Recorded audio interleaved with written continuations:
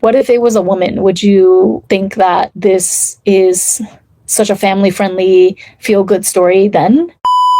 I watched Project Hail Mary the other day. I know that everyone's going crazy over that film. They're saying that Ryan Gosling is saving cinema and all that. It's a cute story, you know? It's kind of giving me like E.T. for the new generation, which I'm not mad at. But I will tell you, the one thing that really disturbed me about that movie that I feel like everyone is glossing over, you know what? I feel like the positive reviews for Project Hail Mary is pretty much just Ryan Gosling propaganda.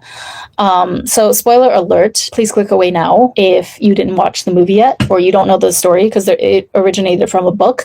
Basically, this middle school science teacher who has like a doctorate degree in astrophysics. So he was actually a leading astrophysicist PhD student before he became a teacher. And he was selected by this top secret group of astrophysicists to head this mission to save life on Earth called Project Hail Mary.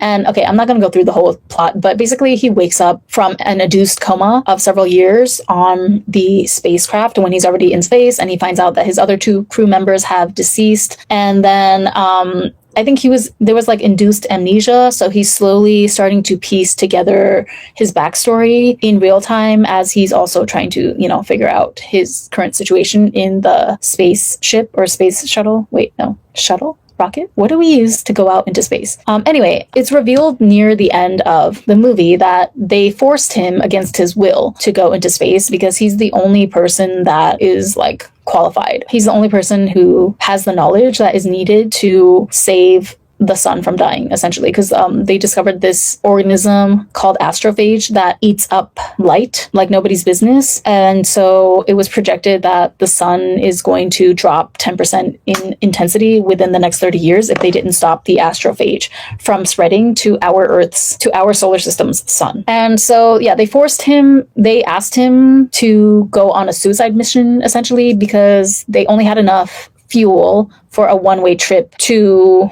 the galaxy or the solar system or where the astrophage originated from. For whatever reason, they couldn't produce enough fuel for a round trip.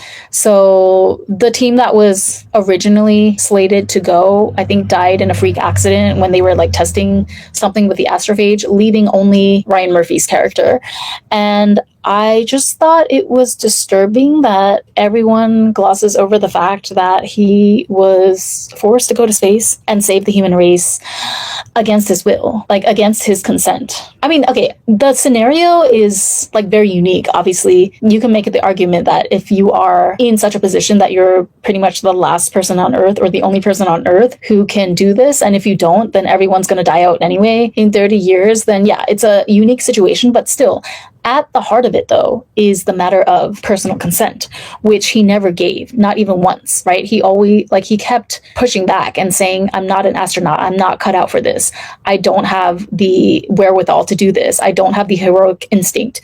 Like, he told them over and over and over again that he was not willing to do this, and they forced him to anyway, against his will. And I'm just like, why is everyone okay with this? Is it because it's a man? What if it was a woman? Would you think that this is such a family-friendly, feel-good story then? If it was a female middle school teacher who was like literally drugged and her unconscious body strapped into a straight spacesuit and sent on a suicide mission against her will to go save humanity, like, would you be okay with that if it was a female? Or is it okay because it's Ryan Gosling and he has really good comedic timing and humor? I don't know. I never heard one person talk about this aspect of the film, or people do, but they just gloss over it like, yeah, well, it's a special set of circumstances. Like, he was the only one on Earth that was able to do this to save humanity. So when the stakes are that high, consent doesn't matter. You know what I mean? I beg to disagree.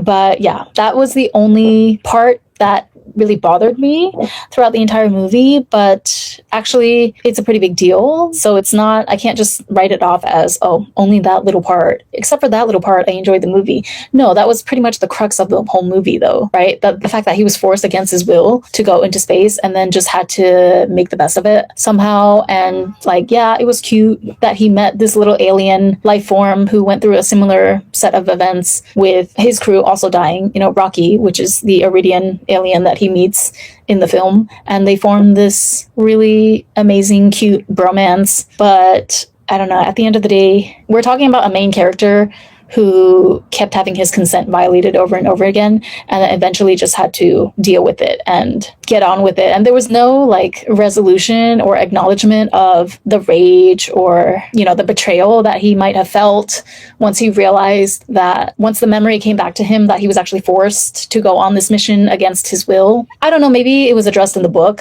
I'm sure they cut out a few things for time-saving purposes, but I don't know. I couldn't quite enjoy the movie fully, knowing that the entire plot was predicated upon someone getting their consent completely and fully violated in every single way. So that's my little mini review on Project Hail Mary.